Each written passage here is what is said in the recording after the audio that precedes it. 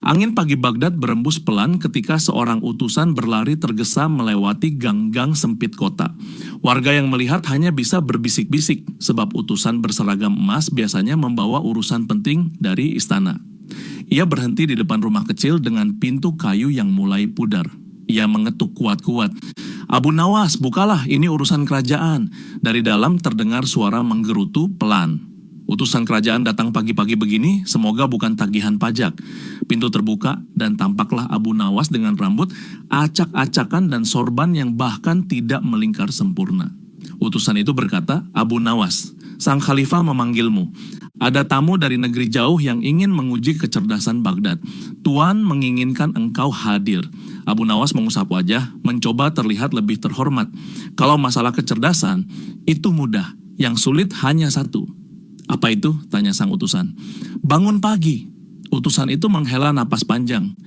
"Tolong cepatlah berpakaian." Abu Nawas menutup pintu. Setelah beberapa saat, ia keluar dengan jubah rapi namun sorban yang tetap miring, seperti enggan bekerja sama. Mereka berjalan menuju istana. Di sepanjang jalan, warga memberi salam hormat. Abu Nawas dipanggil raja lagi. Apa kali ini ia membuat masalah atau menyelesaikan masalah? Pertanyaan itu menjadi hiburan harian warga Baghdad. Sesampainya di istana, Abu Nawas dibawa menuju balairung. Harun ar-Rasyid duduk di singgasananya, tampak serius. "Abu Nawas," ucap sang khalifah, "kita kedatangan seorang ilmuwan dari Persia. Ia menantang siapapun di Baghdad untuk mengalahkan teka-tekinya. Bila kita gagal, ia akan menyebarkan kabar bahwa Baghdad tak lagi menjadi pusat ilmu." Abu Nawas mengangguk perlahan. "Dan itu tentu membuat Baghdad terlihat bodoh, padahal kita hanya malas, bukan bodoh." Khalifah menahan tawa. "Aku memintamu untuk menghadapi teka-teki itu. Ia menantangmu secara khusus, karena mendengar kau adalah orang yang dikenal paling licin dan paling sulit dipatahkan ucapannya."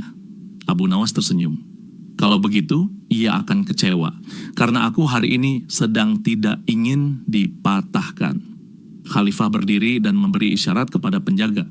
"Tamu dari Persia akan hadir sebentar lagi. Bersiaplah Abu Nawas, teka-tekinya tidak sederhana." Abu Nawas menatap langit-langit balairung sambil mengusap dagu.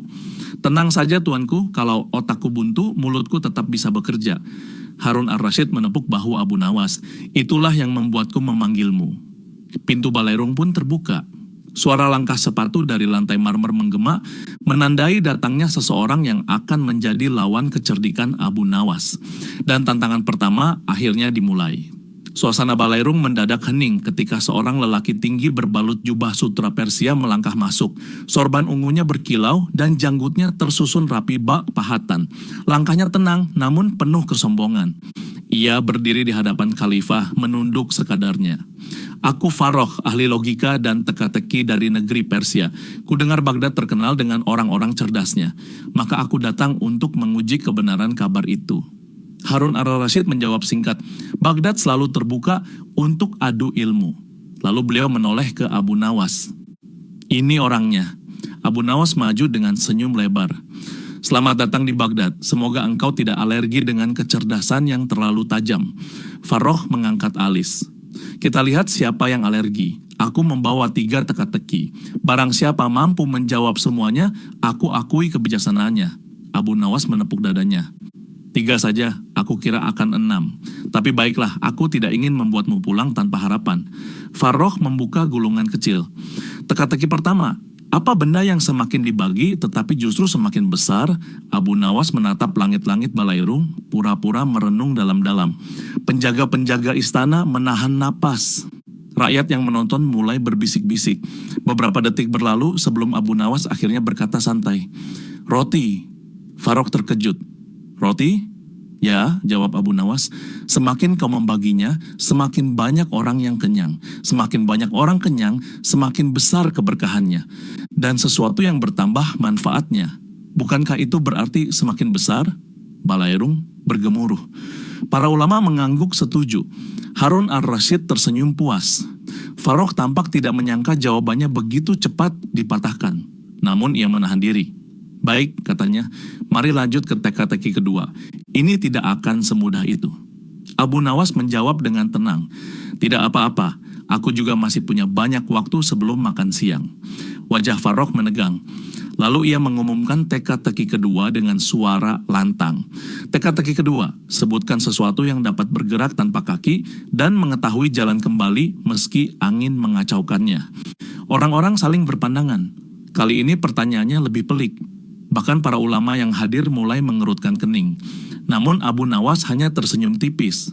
Ia bergumam pelan, "Sepertinya aku membutuhkan sedikit udara segar dan secuil roti."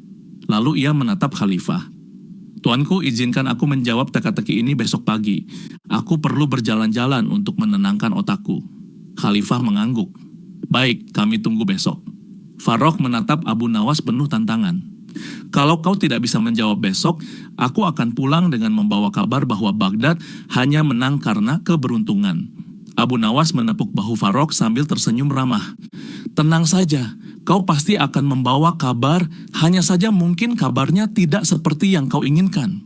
Hari itu Abu Nawas pun keluar dari istana, memulai pencarian jawaban untuk teka-teki kedua. Begitu keluar dari gerbang istana, Abu Nawas menarik napas panjang. Gerak tanpa kaki, kembali meski diacak angin. Kalau begitu jawabannya pasti ada di luar istana. Ia berjalan menyusuri pasar besar Baghdad.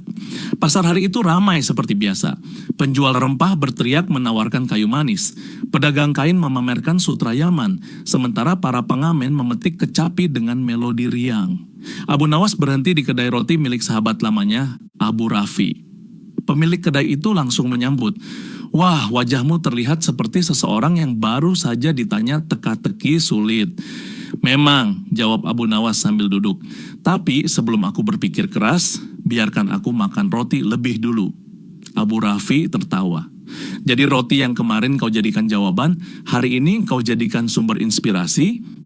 "Aku percaya pada roti lebih daripada percaya pada logika orang Persia," kata Abu Nawas. Ia memakan sepotong roti hangat.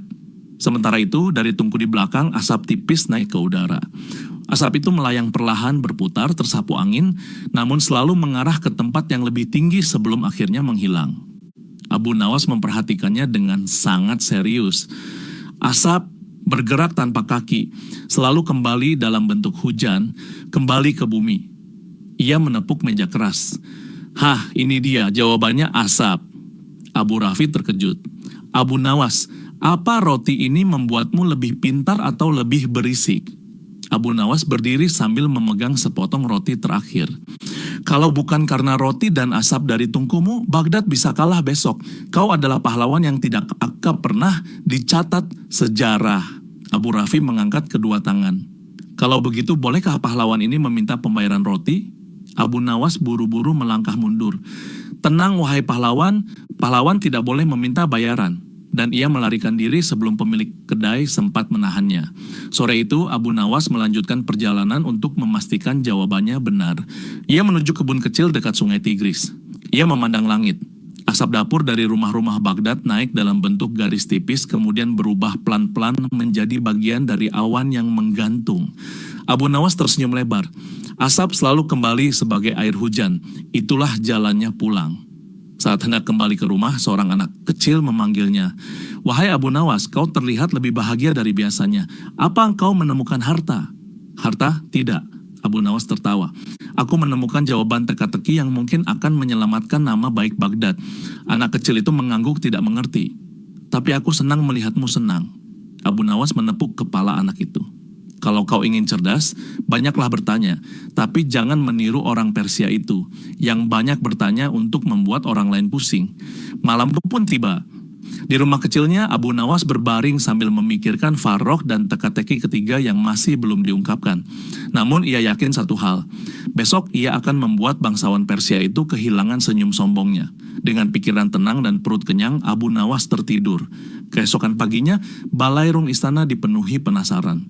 Para wazir, ulama, pedagang, dan warga yang beruntung diizinkan masuk, semuanya menunggu lanjutan adu kecerdasan antara Abu Nawas dan Farrokh dari Persia.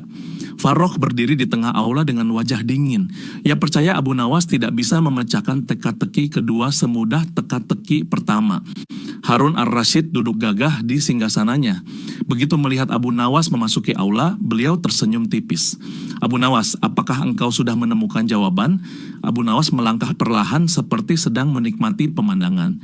Sudah tuanku, jawabannya bahkan mengikuti aku sepanjang jalan pulang kemarin. Farrokh ikut menyela. Kalau begitu, katakan apa yang dapat bergerak tanpa kaki dan kembali meski angin mengacaukannya. Abu Nawas mengangkat tangan menunjuk ke atas. Asap. Balairung langsung gaduh. Para ulama berbisik, beberapa mengangguk-angguk dengan wajah terkesan. Farrokh mengerutkan kening.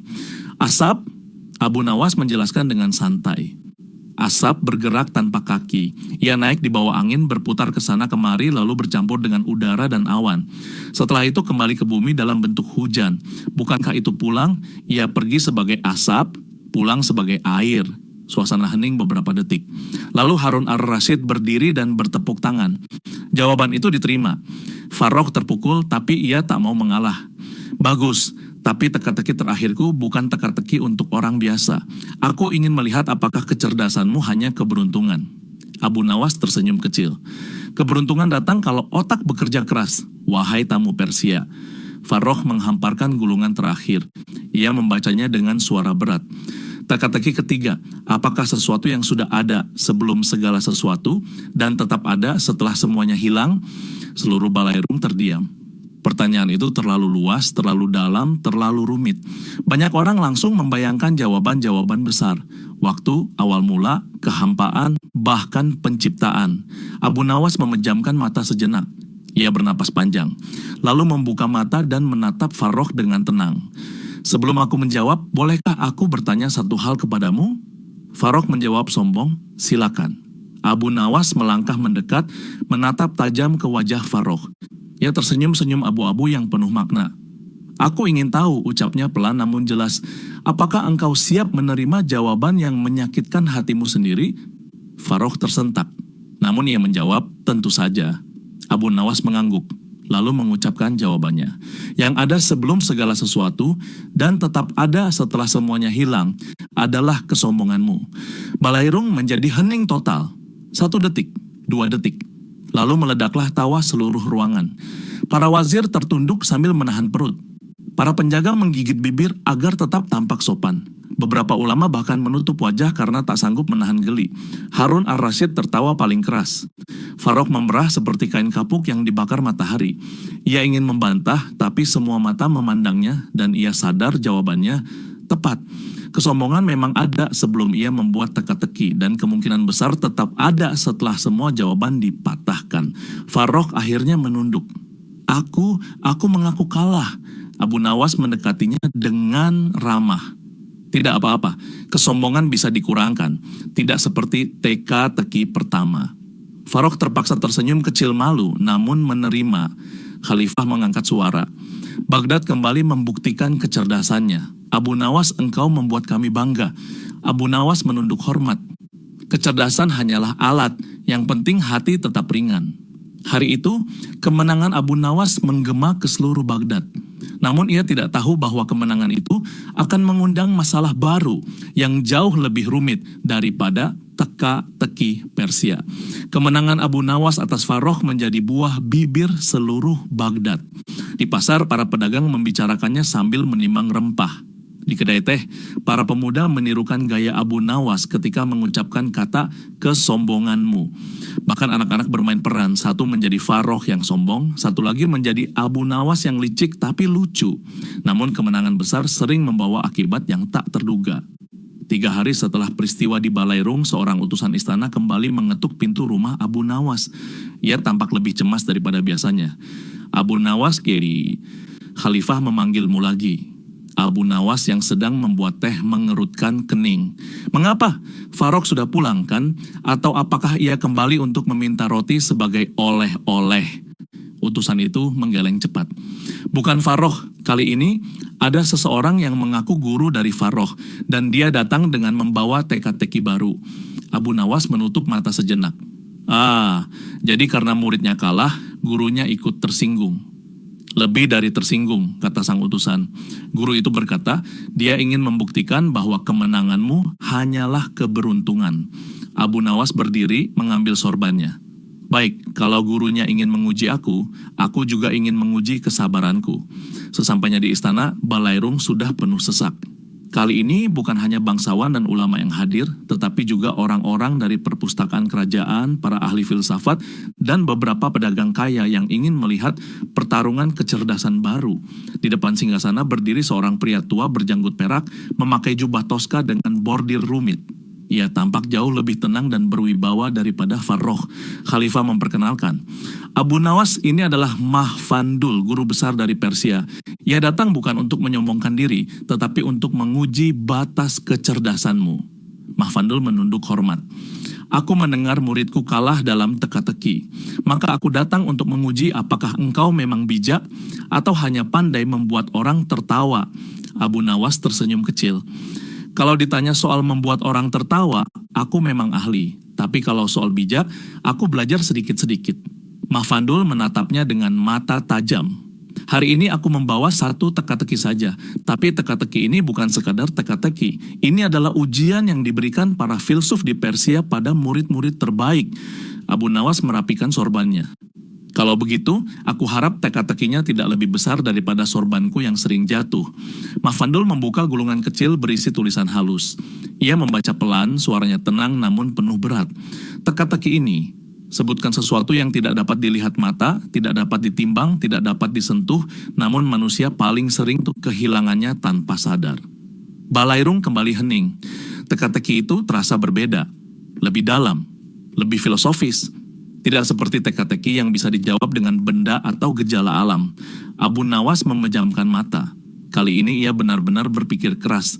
Mahfandul menatapnya tanpa berkedip, seolah ingin menembus isi kepala Abu Nawas. Khalifah menahan napas. Seluruh ruangan menunggu. 5 detik, 10 detik, 20 detik. Lalu Abu Nawas membuka mata dan mengambil napas panjang. Mahfandul, katanya pelan, jawabanmu ada di wajah penonton hari ini. Mahfandul mengerutkan alis.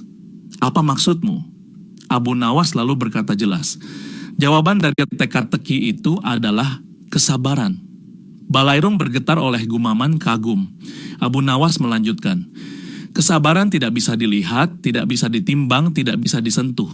Dan manusia sering kehilangannya, tanpa ia sadar kapan itu hilang. Mahfandul terdiam. Beberapa saat kemudian ia tersenyum-senyum kecil namun tulus. Luar biasa, jawaban itu tepat. Namun ia belum selesai. Tetapi itu baru teka-teki pertama. Aku datang membawa 3 teka-teki lain yang hanya boleh diberikan jika engkau lulus pertanyaan pembuka ini. Abu Nawas menutup wajah dengan satu tangan. Kenapa orang Persia selalu membawa teka-teki berlapis seperti bawang? Mahfandul tersenyum.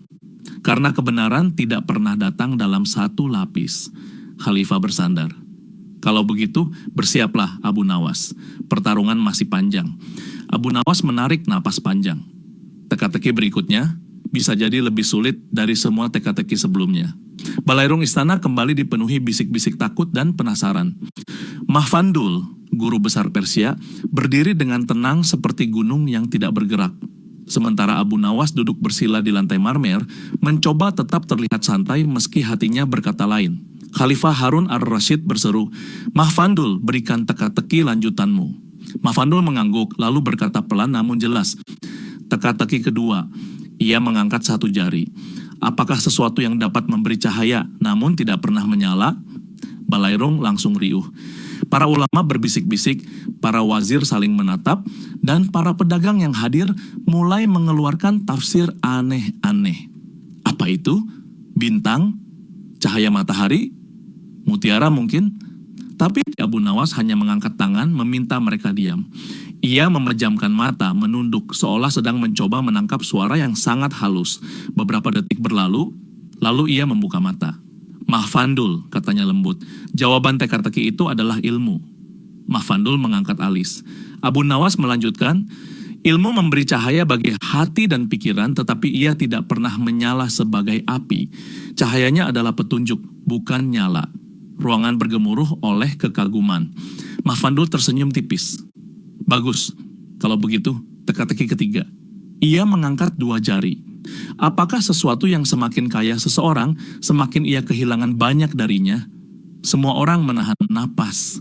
Pertanyaan itu terasa seperti sindiran bagi para pedagang kaya dan pejabat yang duduk di aula.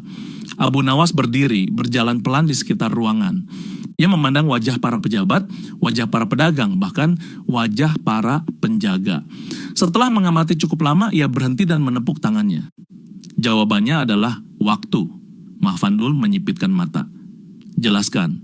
Abu Nawas menjawab tanpa ragu, semakin kaya seseorang, semakin ia sibuk.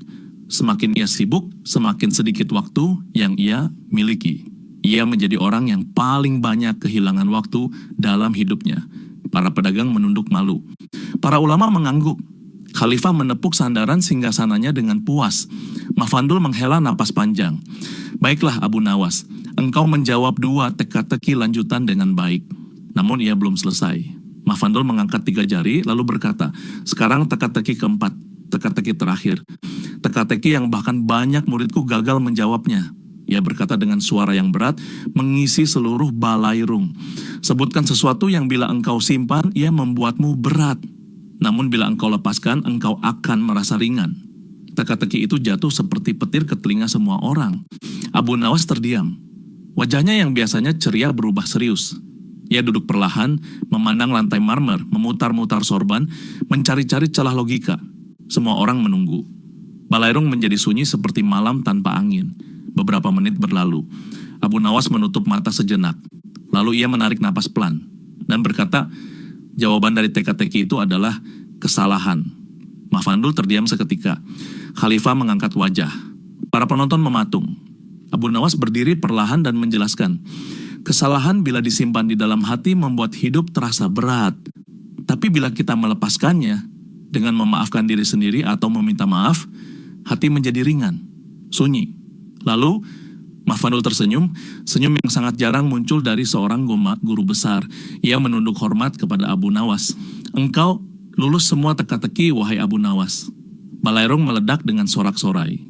Khalifah bangkit dari singgasana dan berkata, Baghdad kembali menang. Abu Nawas, engkau membuat kami bangga untuk kedua kalinya. Namun Mahfandul mengangkat tangan. Tunggu tuanku. Aku masih punya 1 teka-teki rahasia. Abu Nawas hampir jatuh terduduk.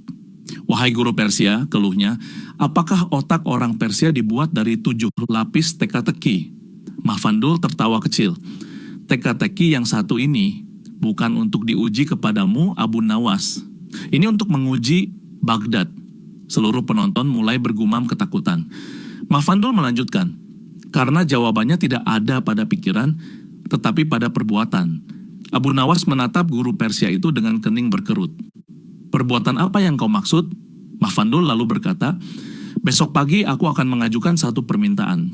Bila Baghdad bisa memenuhi permintaan itu, maka aku akan mengakui kota ini sebagai pusat kecerdasan dunia. Khalifah bertanya, permintaan apa? Mahfandul tersenyum misterius. Itu akan kalian dengar besok. Dan aku pastikan ini bukan teka-teki biasa. Abu Nawas menghela napas panjang. Tampaknya ini akan menjadi teka-teki terbesar yang pernah ia hadapi. Keesokan paginya, halaman istana dipenuhi orang. Semua penasaran dengan permintaan rahasia Mahfandul, guru besar Persia. Angin Baghdad berembus pelan, membawa suara-suara khawatir dari para ulama dan penasaran dari para pedagang. Abu Nawas datang paling terakhir. Ia masih menguap sambil melangkah, sorbannya miring seperti biasa. Wahai Abu Nawas, tegur seorang wazir, mengapa kau begitu santai? Hari ini nasib Baghdad diuji. Abu Nawas menjawab, kalau aku tegang, jawabanku nanti ikut tegang. Lebih baik aku santai, supaya jawabannya juga santai. Di tengah halaman berdiri Mahfandul dengan jubah Toskanya yang berkilau. Khalifah Harun ar-Rasyid duduk di kursi kehormatan. Warga Baghdad mengelilingi mereka dalam lingkaran besar. Mahfandul mengangkat tangan. Suasana langsung hening. Hari ini, katanya, aku tidak membawa teka-teki.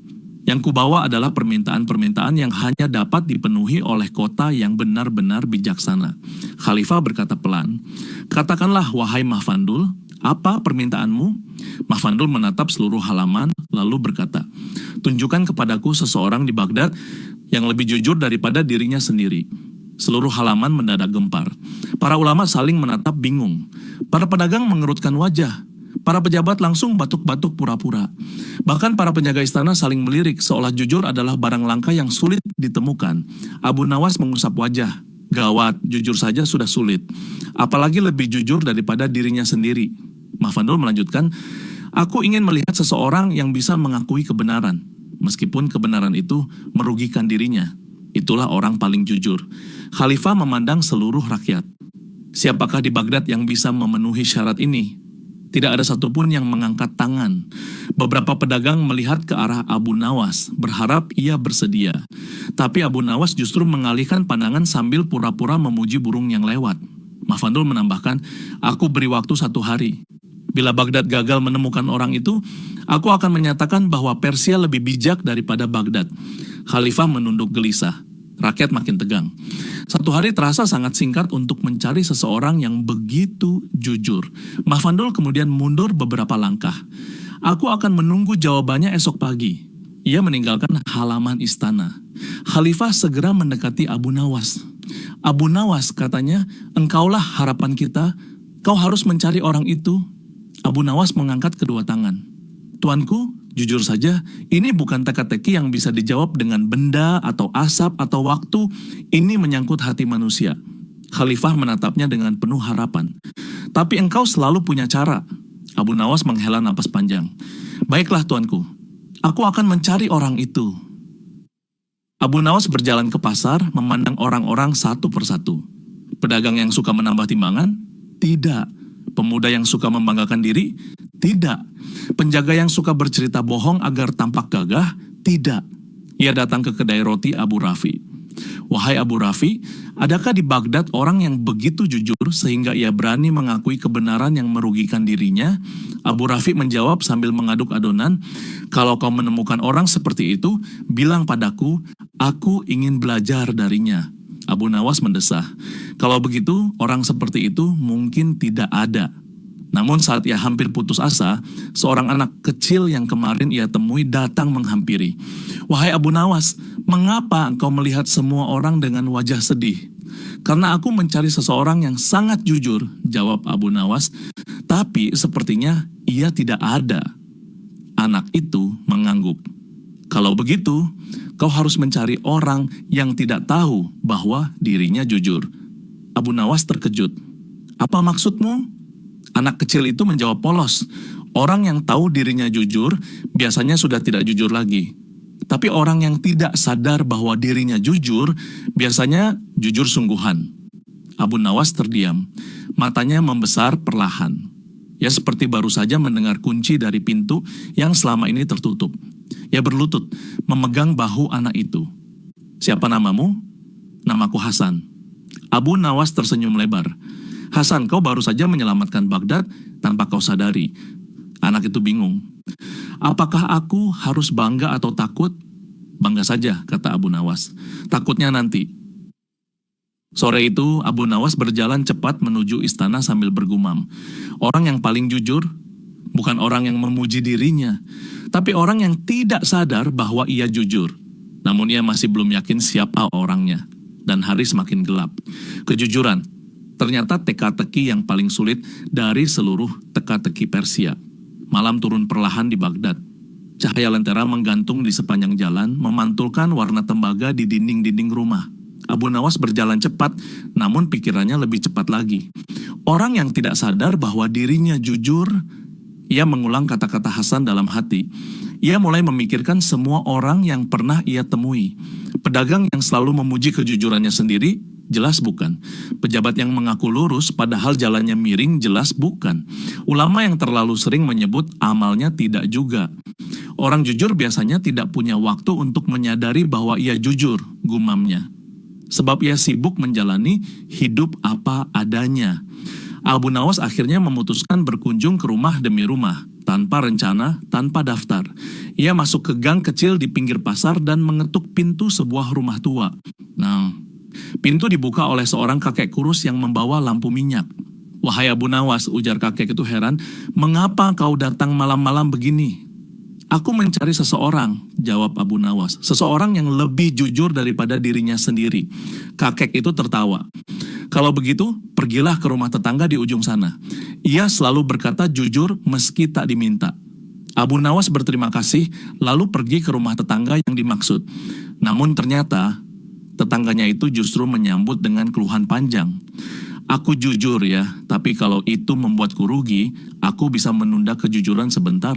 Esok saja jujurnya. Abu Nawas menepuk dahi. Ini bukan yang kucari. Ia lanjut ke rumah seorang penjahit miskin yang terkenal ramah. Orang-orang berkata ia jujur. Ketika Abu Nawas bertanya padanya, apakah ia orang yang jujur, penjahit itu langsung berkata, tentu, aku ini orang paling jujur di Baghdad. Semua tahu itu. Abu Nawas menarik napas dalam. Justru karena kau tahu, maka bukan kau. Penjahit itu bingung. Apa aku harus pura-pura tidak tahu agar jadi jujur? Tidak, itu malah membuatmu makin tidak jujur. Abu Nawas terus berjalan. Dari gang pasar ke wilayah tukang kayu. Dari perumahan ulama ke daerah pedagang kaya.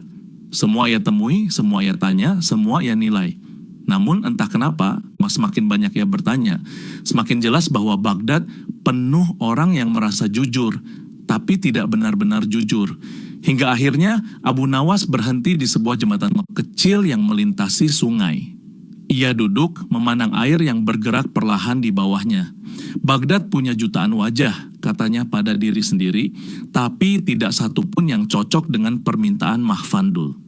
Ia memejamkan mata sebentar, kecuali aku mencari orang yang tidak pernah memikirkan apakah ia jujur atau tidak. Saat ia sedang termenung, terdengar suara langkah kecil mendekat. Itu Hasan, anak kecil yang memberinya petunjuk kemarin. Wahai Abu Nawas, katanya, kau masih mencari orang itu?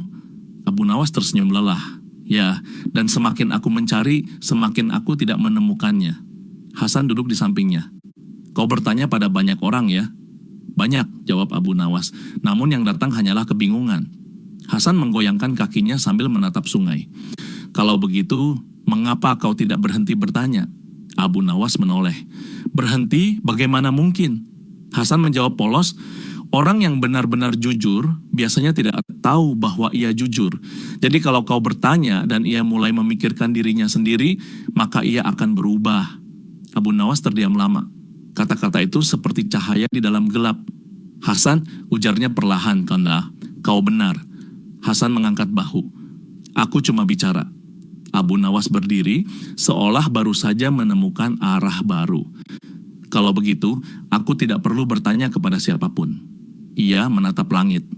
Aku hanya perlu mencari orang yang jujur dalam tindakannya, bukan dalam pengakuannya. Hasan tersenyum. Itu lebih mudah, kau tinggal melihat, bukan mendengar. Abu Nawas memandang anak itu lama. Hasan, apa kau sadar bahwa kau baru saja memanduku 3 kali?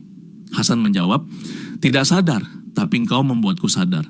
Abu Nawas tertawa, dan itu adalah ciri orang jujur. Hasan bingung. Tapi aku tidak sedang melakukan apa-apa. Justru itu, kata Abu Nawas menepuk kepalanya. Orang yang tidak merasa sedang jujur adalah orang yang jujurnya paling murni. Hasan membelalakan mata. Aku, orang itu? Abu Nawas tersenyum lebar. Besok engkau ikut denganku ke istana. Hasan menelan ludah. Aku ke istana menghadap khalifah, menghadapi orang Persia itu? Betul. Hasan memegang kepalanya. Aku belum menyelesaikan PR dari guru. Tenang, ini lebih penting. Tapi aku takut. Abu Nawas menepuk ke bahunya. Justru rasa takutmu itulah yang membuatmu tidak sombong. Dan rasa tidak sombong itulah yang membuatmu jujur. Hasan akhirnya mengangguk pelan. Baiklah Abu Nawas. Abu Nawas tersenyum puas. Baghdad akhirnya punya jawabannya. Malam itu Baghdad tidur nyenyak. Kecuali seorang anak kecil yang mencoba tidur sambil membayangkan bagaimana rasanya berdiri di hadapan khalifah dan seorang lelaki bernama Abu Nawas yang yakin bahwa teka-teki Persia sudah hampir ia taklukkan. Pagi tiba lebih cepat daripada yang Hasan harapkan. Ia bangun dengan wajah pucat, rambut acak-acakan, dan pikiran penuh ketakutan. Bagaimana kalau aku salah bicara? Bagaimana kalau khalifah marah? Bagaimana kalau orang Persia itu menatapku sampai aku berubah jadi batu? Ia menggeleng keras-keras. Tidak, aku harus berani. Tapi setelah berkata begitu, ia justru makin gemetar. Di luar rumah Abu Nawas sudah menunggu. Kau siap, wahai Hasan? Siap untuk pingsan. Tenang, pingsan itu pilihan terakhir. Kita coba yang lebih mulia dulu. bicara jujur. Hasan mengangguk pasrah. Setibanya mereka di gerbang istana, para penjaga langsung memberi jalan. Semua sudah mendengar kabar bahwa hari ini Baghdad harus memberikan jawaban pada Mahfandul, sang guru Persia. Di halaman istana, kerumunan warga sudah berkumpul. Khalifah Harun ar-Rasyid duduk di singgasana kecil dengan wajah tegang. Para menteri saling berbisik khawatir. Mahfandul berdiri tegak dengan jubah toskanya, terlihat sangat yakin dirinya akan menang. Ketika Abu Nawas masuk sambil membawa seorang anak kecil, kerumunan langsung membicarakannya. Itu anak siapa? Abu Nawas sudah kehabisan ide. Masa anak kecil dipilih untuk mewakili Baghdad? Mahfandul tersenyum tipis. Wahai Abu Nawas, sudahkah kau menemukan seseorang yang lebih jujur daripada dirinya sendiri? Abu Nawas membungkuk sedikit. Aku telah menemukannya. Kerumunan langsung terdiam. Mahfandul menatap Hasan dari ujung kepala sampai ujung kaki. Dan ini dia? Ya, jawab Abu Nawas santai. Mahfandul tertawa pelan. Baghdad benar-benar terdesak rupanya hingga mengirimkan bocah sebagai jawabannya. Khalifah mulai cemas. Abu Nawas, yakin ini pilihanmu? Abu Nawas mengangguk yakin. Yakin tuanku. Mahfandul mendekat, menatap Hasan. Wahai anak kecil, apakah kau menganggap dirimu orang yang jujur? Hasan membuka mulut, tetapi ia tidak menjawab apapun. Ia hanya menggeleng pelan. Aku tidak tahu, katanya lirih. Kerumunan langsung gempar. Para menteri saling menatap. Para pedagang hampir menjatuhkan barang dagangan mereka. Khalifah memandang Abu Nawas dengan bingung. Mahfandul mengangkat alis. Tidak tahu bahwa dirimu jujur? Hasan menggigit bibir gugup. Ya, aku tidak pernah memikirkan hal itu. Mahfandul melipat tangan. Kalau begitu, mengapa kau di sini? Jawaban Hasan keluar begitu saja, begitu jujurnya hingga semua orang terpaku. Aku di sini karena Abu Nawas bilang aku harus ikut dan aku takut menolak. Kerumunan tertawa kecil. Khalifah bahkan menutup mulut agar tidak terlalu keras. Mahfandul menatap anak itu lama. Jadi kau ada di sini bukan karena merasa jujur? Hasan menggeleng lagi. Aku bahkan tidak tahu kenapa orang bisa bangga jadi jujur. Menurutku, jujur itu cuma mengatakan apa yang benar aja. Ucapan sederhana itu membuat seluruh halaman hening. Lalu, Mahfandul perlahan tersenyum. Senyum yang tidak disangka siapapun. Ia menatap Abu Nawas. Baiklah, jelaskan, wahai Abu Nawas. Mengapa bocah ini pilihanmu? Ya, Abu Nawas melangkah maju. Karena setiap orang yang kutanyai tentang kejujuran, langsung memikirkan dirinya sendiri. Entah mereka membanggakan diri, atau membela diri, atau mencari cara agar tampak jujur. Ia menunjuk Hasan. Tapi anak ini tidak berpikir tentang dirinya. Ia hanya mengatakan apa adanya. Ia bahkan tidak sadar bahwa kejujuran itu sedang diuji. Abu Nawas melanjutkan, dan seseorang yang tidak sadar bahwa dirinya jujur, seringkali lebih jujur daripada orang yang berusaha terlihat jujur. Mahfandul menutup mata sejenak. Warga Baghdad menahan napas. Khalifah memandang tamunya dengan harapan besar.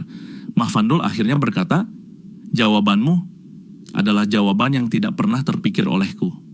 Ia menatap Abu Nawas. Juga ia telah tidak terpikir oleh siapapun di Persia. Kerumunan langsung meletup penuh kegembiraan. Namun Mahfandul mengangkat tangan membuat semua diam lagi. Namun aku belum puas, katanya. Semua wajah berubah tegang kembali. Aku ingin menguji bocah ini dengan pertanyaan langsung dariku. Abu Nawas dan Hasan menelan ludah bersamaan. Mahfandul tersenyum. Tapi bukan hari ini. Ia memutar badan melangkah menuju gerbang istana.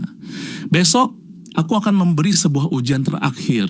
Sebuah ujian yang menentukan apakah Baghdad benar-benar lebih bijak daripada Persia. Suara rakyat bergemuruh khawatir. Khalifah berdiri dari singgasana kecilnya. Ujian apa lagi yang kau maksud, wahai Mahfandul? Mahfandul menoleh sambil berjalan. Ujian yang bahkan Abu Nawas tidak akan sempat mempersiapkannya. Ia pergi tanpa menoleh lagi. Abu Nawas mengusap wajah. Wah, ini mulai rumit. Hasan memegang lengan Abu Nawas. Ujian apa itu? Mengapa harus aku? Abu Nawas menepuk kepalanya dengan lembut. Tenang, kalau kita gugup sekarang, besok kita tambah gugup. Hasan mengerutkan kening. Itu tidak menenangkan. Bagus, berarti kau masih jujur. Baghdad menahan napas. Ujian terakhir menunggu.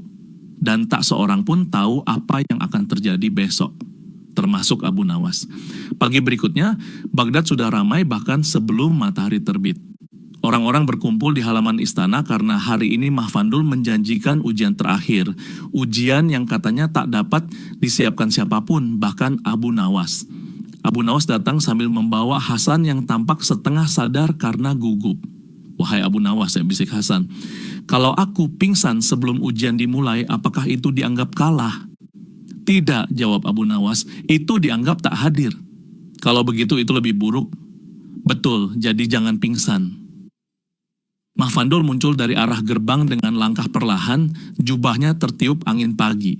Khalifah Harun ar-Rasyid sudah duduk di singgasananya, wajah tegang namun penuh wibawa. Semua orang menahan napas ketika guru Persia itu berdiri di tengah lingkaran besar. Ia menatap Hasan. "Wahai anak sekecil, hari ini aku akan mengujimu dengan cara yang tidak bisa kau siapkan. Tidak dengan hafalan, tidak dengan teori, dan tidak dengan nasihat Abu Nawas." Abu Nawas langsung menoleh ragu. "Ini tidak enak," gumamnya. Mahfandul mengangkat tangan. "Ujian ini adalah kejujuran spontan." Kerumunan berdesis. Hasan memeluk lengan Abu Nawas. "Kejujuran spontan itu apa?" "Entahlah," bisik Abu Nawas. "Biasanya kalau orang Persia mengatakan sesuatu dengan nada misterius, itu pasti berbahaya." Mahfandul kemudian berkata, "Aku akan bertanya kepadamu satu pertanyaan saja, dan jawabannya harus keluar dari hatimu sebelum kau sempat memikirkannya." Ia menatap mata Hasan dalam-dalam. "Siapkah kau, wahai bocah Baghdad?" Hasan menelan ludah. "Ah, aku tidak siap." Kerumunan langsung tertawa. Mahfandul mengangkat alih. "Bagus, itu jawaban yang jujur." Hasan bingung. "Itu tadi ujian?" "Belum," jawab Mahfandul. Warga langsung ikut bingung. "Kalau begitu kenapa mengatakannya?" "Untuk menguji ketakutanmu. Orang yang mudah takut biasanya tidak berbohong untuk membuat dirinya tampak berani." Abu Nawas menepuk bahu Hasan. "Sejauh ini bagus. Kau ketakutan secara profesional." Hasan tidak mengerti apakah itu pujian atau ejekan. Mahfandul menarik napas panjang. "Sekarang, pertanyaan sebenarnya." Seluruh Baghdad terdiam. Bahkan burung-burung di pohon seolah ikut berhenti berkicau. Mahfandul menatap Hasan lebih dalam lagi, suaranya tegas, tenang, dan tak dapat dibaca. "Jika jawabanmu hari ini dapat menyelamatkan Baghdad, tetapi akan membuatmu dimarahi oleh Khalifah, apakah kau tetap akan mengatakan kebenaran?" Kerumunan serentak bergemuruh. Beberapa orang bahkan menutup mulut. Khalifah menegang. Abu Nawas mengerjap, wajahnya berubah tegang. Pertanyaan itu bukan sekadar jebakan. Itu adalah ujian kejujuran tingkat tertinggi. Hasan menatap Mahfandul, lalu menatap Khalifah, kemudian menatap Abu Nawas. Ia tampak ragu beberapa detik, namun tiba-tiba ia menjawab tanpa berpikir panjang. "Ya, aku akan tetap berkata jujur, walaupun Khalifah marah. Karena kalau kebenaran disembunyikan, maka semua orang akan rugi, termasuk Khalifah." Halaman istana langsung hening. Benar-benar hening. Khalifah menatap Hasan tanpa berkedip. Warga Baghdad menahan napas. Abu Nawas bahkan mengangkat tangan ke dagu Hasan, memeriksa apakah anak itu sedang kerasukan sesuatu. Mahfandul tersenyum tipis. "Begitulah jawaban yang kutunggu." Ia melangkah mundur. Jawaban yang keluar sebelum ia sempat memikirkan akibatnya. Itulah kejujuran yang tidak melindungi diri sendiri. Khalifah menghela napas dan tersenyum bangga. "Anak kecil, engkau telah berbicara kepadaku tanpa rasa takut, dan itulah yang membuat kata-katamu murni." Hasan menunduk takut. "Tuanku Liukopi, aku benar-benar tidak ingin membuatmu marah." Khalifah tertawa kecil. "Aku tidak marah, aku justru bangga." Rakyat bersorak. Abu Nawas menepuk dada lega. Mahfandul menatap seluruh Baghdad. "Dengan demikian, aku menyatakan bahwa Baghdad telah menemukan orang yang lebih jujur daripada dirinya sendiri." Kerumunan langsung berseru gembira. Namun Mahfandul belum selesai. Ia menoleh kepada Abu Nawas. "Dan engkau, wahai Abu Nawas, telah menunjukkan bahwa kebijaksanaan Baghdad tidak hanya tinggal di mulut para ulama, tetapi juga di hati anak-anak kecil yang tidak mengerti apa itu kebijaksanaan." Abu Nawas tersenyum sambil membungkuk. "Itu pujian atau sindiran? Anggap saja keduanya." Mahfandul tersenyum. Mafandul kemudian memandang seluruh rakyat dan berkata, "Besok aku akan kembali ke Persia. Tapi hari ini, izinkan aku mengajukan satu permintaan terakhir. Permintaan yang bukan teka-teki, melainkan permintaan seorang sahabat." Semua orang menatap penuh penasaran. "Aku ingin makan malam bersama Abu Nawas," katanya, "karena hanya dia yang mampu membuatku bingung dan kagum dalam waktu yang bersamaan." Rakyat tertawa. Abu Nawas menutup wajah. "Kenapa harus aku lagi?" Hasan menarik jubahnya. "Kalau kau tak mau," bisik Hasan, "katakan saja jujur." "Aku lebih baik pura-pura sibuk," jawab Abu Nawas lirih. Hasan mengerutkan kening. "Itu tidak jujur." Abu Nawas mendesah panjang. "Benar, dan itu sebabnya aku iri padamu." Baghdad bersorak. Kejujuran menang. Dan kisah hari itu akan dikenang lama. Tapi cerita ini belum selesai. Masih ada satu episode penutup. Episode yang menentukan apa arti kejujuran bagi Abu Nawas sendiri. Malam turun perlahan di Baghdad membawa aroma makanan dari dapur istana.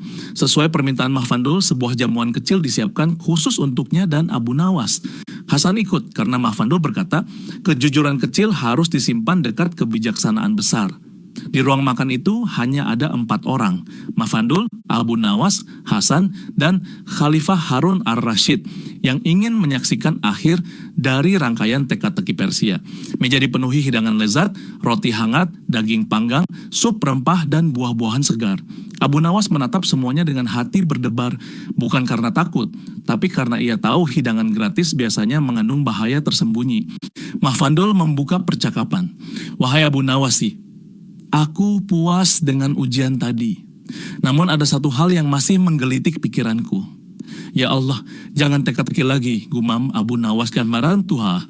Khalifah menahan senyum. Mafandul berkata, "Teka-teki terakhir ini hanya untukmu, dan jawabannya harus datang dari kejujuranmu sendiri." Abu Nawas menegakkan badan. "Baiklah, apa teka-tekinya?" Mafandul menatapnya dalam-dalam. Pertanyaan itu muncul begitu tenang, namun membuat suasana seluruh ruangan menegang. "Abu Nawaski, apakah kau pernah berbohong kepada Khalifah?" Ruangan langsung membeku. Khalifah berhenti mengunyah. Hasan menatap dengan mata membesar. Abu Nawas hampir tersedak napasnya sendiri. Pertanyaan itu bukan hanya berbahaya, itu mematikan. Jika ia menjawab tidak, itu pasti tidak jujur. Jika ia menjawab iya, ia bisa ditangkap karena dianggap menipu penguasa. Mafandul meletakkan kedua tangannya di atas meja. "Jangan pikirkan akibat. Jawab dengan jujur. Jawab sebelum akalmu sempat menyelamatkan dirimu." Abu Nawas mulai berkeringat. Ia menatap Khalifah yang menatapnya balik dengan wajah datar. Hasan memegang lututnya di bawah meja. Tanpa suara, Hasan berbisik, "Ini saatnya kau jujur, Abu Nawas." Abu Nawas menutup mata sebentar, lalu menjawab spontan, tepat seperti yang Mafandul inginkan. "Ya, aku pernah berbohong kepada Khalifah." Semua orang menahan napas. Mafandul tersenyum puas. Khalifah mengangkat alis, namun tetap diam. Abu Nawas menambahkan cepat, "Tapi aku hanya berbohong ketika itu untuk menyelamatkan Baghdad, bukan untuk menyelamatkan diriku." Khalifah menatapnya lama. "Berapa kali kau berbohong kepadaku, wahai Abu Nawas?" Abu Nawas memejamkan mata lagi. "Cukup banyak, sampai aku sendiri lupa menghitungnya." Para pelayan yang mendengar dari kejauhan hampir jatuh pingsan. Hasan menutup wajah. Mafandul tertawa keras. Khalifah menghela napas dalam. "Dan mengapa hari ini kau mengaku?" Abu Nawas menjawab lirih, "Karena aku tidak ingin menjadi orang yang lebih pandai dari bocah kecil itu, tapi kalah jujur darinya." Hasan menunduk malu, tapi senang. Khalifah memandang mereka berdua. Senyuman perlahan muncul di wajahnya. "Abu Nawas, kau memang pandai menipuku. Tapi setiap kebohonganmu selalu berakhir menyelamatkanku dari rasa malu di hadapan dunia. Tidak satu pun dari kebohonganmu adalah untuk keuntunganmu sendiri." Abu Nawas mendongak, terkejut mendengar jawaban itu. Sementara Mafandul tersenyum sambil menyilangkan tangan. Khalifah kemudian berkata, "Maka mulai hari ini, aku memaafkan semua kebohonganmu." Abu Nawas berdiri spontan dan menangkupkan tangan. "Tuanku serius?" "Tentu," jawab Khalifah, "karena engkau baru saja melakukan kejujuran yang paling sulit di dunia." Mafandul menambahkan, "Dan itulah, wahai Abu Nawas, teka-teki terakhir yang ingin kubuktikan. Apakah seorang penipu cerdas dapat menjadi jujur ketika dirinya berada dalam bahaya? Ia menunjuk Abu Nawas. Dan kau telah membuktikannya. Setelah makan malam selesai, Mahfandul berdiri. Baghdad adalah kota yang bijak.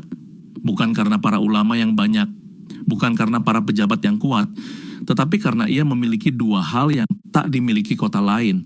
Ia mengangkat dua jarinya. Satu, seorang penipu cerdas yang jujur pada waktu yang tepat.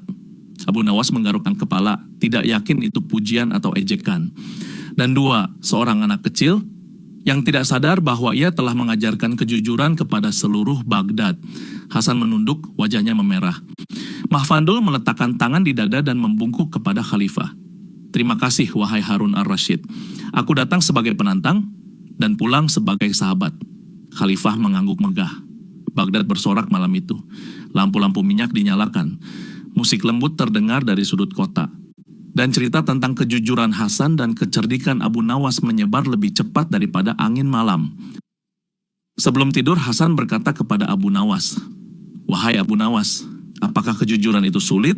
Abu Nawas menjawab sambil memandang bintang. "Kejujuran itu mudah.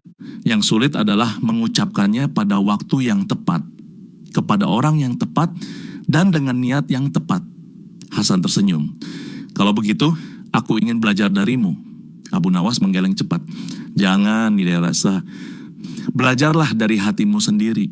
Kalau belajar dariku, bisa-bisa kau jujur dengan cara yang membuat semua orang pusing." Hasan tertawa kecil. Malam itu, Baghdad tidur dengan hati ringan. Mahfandul kembali ke Persia membawa rasa hormat yang besar. Dan Abu Nawas, seperti biasa, tidur dengan tenang meski baru saja mengaku pernah menipu khalifah. Karena begitulah Abu Nawas hidup, di antara kelicikan dan kejujuran, tapi selalu dalam kebaikan.